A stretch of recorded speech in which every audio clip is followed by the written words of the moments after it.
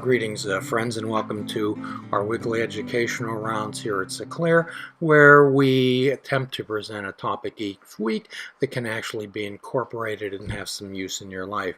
I'm Jim Ellermeyer. I'm a behavioral health therapist, and today I'm joined by two of my colleagues. On my left would be, I'm Ashley. I'm a PhD student from Duquesne. and on my right. I'm Kelsey. I'm a PA student from the University of Mount Union. Right. So I was going to talk about both of your diaries today. However, we're going to approach some other subject today. We always like to start off with a little lightness. However, we're going to turn to a subject that's certainly been in the news lately. So recently, the students here at Sinclair and myself, we've been exploring other faiths and other points of view in life, have we not? Mm-hmm. So where did we go last Friday? We went to Sisters of Charity, and we also went to an Islamic mosque. So, Kelsey, would some people view that as two opposites? Yes. We go to a Catholic mass in the morning and visit with Sisters of Charity who've led a lifetime of devoted service. Then in the afternoon, we attend a service of an Islam. Mm-hmm. We attend a Muslim service. So tell me a little bit about what differences you found. Can I start with similarities? I prefer that. Okay. Everybody was extremely welcoming in both places, which was nice, but there are a lot of similarities between the two religions that I had never known. Such as core beliefs or beliefs of certain things that happen. Indeed. And both what the Sisters of Charity and what the Monsignor was talking about, where they were also talking about compassion. Mm-hmm. And when they talked about the 5 tenets or the 5 pillars of Islam, who could argue with those? Do you remember what some of those tenets were?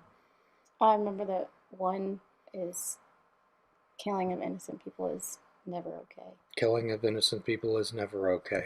So part of the tenets are that we pray, so that you pray every day, and that's a reminder for your connection with the divine or the all. And there's also a tenet for giving a certain percentage of your money to the poor. Mm-hmm. Giving your money to the poor. Well, you know, when they talk about all those things, and when our friends from Islam talk about the responsibility that they have toward the downtrodden and the oppressed, that brings me back to in the Christian Bible when they talk about Jesus. He speaks 184 times in the New Testament about the responsibility to help the poor and the downtrodden, the oppressed, the falsely imprisoned, the misunderstood. Do you think he meant it? Yes. 184 times. Do you think he might have meant that? Okay. So what I want to talk a little bit about today is basically what you found out, Kelsey, was there's a whole lot more in common than there is differences. Absolutely. Sure. So, however, given it's not just today's climate or the things that are going on today, this has been going on since the beginning of time. So, what do you think, Ashley, is the basic reason why there's so much fear and misunderstanding and resentment between, let's say, even religions, cultures, ethnicities? I think the media perpetuates a lot of it because I think they give an inaccurate portrayal of a lot of the different religious beliefs, especially the Islamic culture. They're leading people to believe one thing that's completely false, and it just creates a snowball effect, I think. So what we're talking about is misunderstanding. Yes. We're talking about is misunderstanding. So what happens is when we get bombarded with sights and sounds and images, are any of them good? No. No. So what we begin to do, we begin to develop a narrative inside our head, do we not? We plan our own preconceptions. Mm-hmm. And when we develop this narrative inside our head, it's very difficult to dispel that. So, have you ever seen a 1-year-old or a 6-month-old? Mm-hmm. Have you? Mm-hmm. Do you think those children are born with bias and prejudice and hate? No. Do you think a 2-year-old knows how to hate? I think it's learned behavior over time. Absolutely. Absolutely. So, and who's responsible for mainly teaching these people these values? society, but particularly they're going to be around their parents or whoever's raising them Right. most often. So in our term, what we would call that is generational transmission. Okay, when we transmit, and if you're told a lie loud enough and long enough, sooner or later you'll begin to believe it. And you develop this internal narrative inside your head, which is what we try to do here at Sinclair, where we treat people, we don't treat diagnoses, is try to have them step back and become the observer behind that thinker. Okay, one of Dr. Chaudhry's most famous poets in Islamic culture is Rumi. I don't know if you've ever heard of Rumi or not. I suggest you look him up. And he said our minds are like camel drivers, and we're the camels. Okay, and what we're doing is we're being driven under its determined horrific control. Okay, so if we think of that, when we think of ourselves as the thinker, so really and truly, how could we as citizens of the world and citizens of the earth combat these nasty, horrible things that go on in the world, the prejudice and the discrimination? How could we do that? You kind of have to be the change. You can be the change. So what did Gandhi say? Does anyone know? Be the change that you want in the world. Do you think that you're going to go over to a foreign country and perhaps talk somebody out of doing these horrible things? No. Do you think you could feed every starving child in Africa? And sometimes what we do is we get so overwhelmed by the enormity of the issues that we can't see what's right in front of us.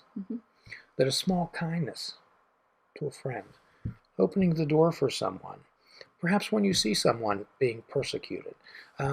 We heard a sad story there of an Islamic woman that was watching a child in a basketball game. And they had their head covering on, which is okay. I don't think anybody was screaming at the men who had baseball caps on. So what were they saying to that woman, calling her? They were calling her terrorists. Right. So what could you have done about that? Could you have told those people to shut up? Would you have wanted to fight them? Would that have worked? So what could we have done? Could you have gone and sat beside her? Yes. And shown her that there is an ally in her court. A random act of kindness, just gone to sit beside her to show someone your support.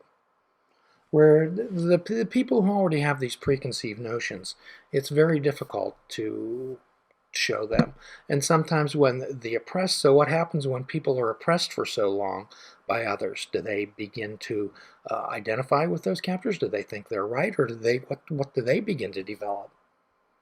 It's like Stockholm Syndrome. Well, they can get the Stockholm Syndrome where they identify with their captors. There can also be a lot of hatred. Hatred and misunderstandings. And what does hatred and misunderstandings lead to? Violence. So what can we do? What can we do to combat violence? So what can we do? What we try to do is make people thirsty for understanding and thirsty for negotiation. Okay, I know that throughout history, the answer to these, let's say, evil doers, evil people, was to try to kill them all. Has that worked? No. So do you think perhaps some understanding are what we would call the forces of good? Are we always right? Are we always right? Yes. No. No, of course not. So what we're trying to do is find some common ground. Find some common ground, and we can all out there every day start that, and every single day by showing a simple kindness for another. When Martin Luther King said, is that if you don't stand up to discrimination, if you don't stand up against bias, then you're participating in it.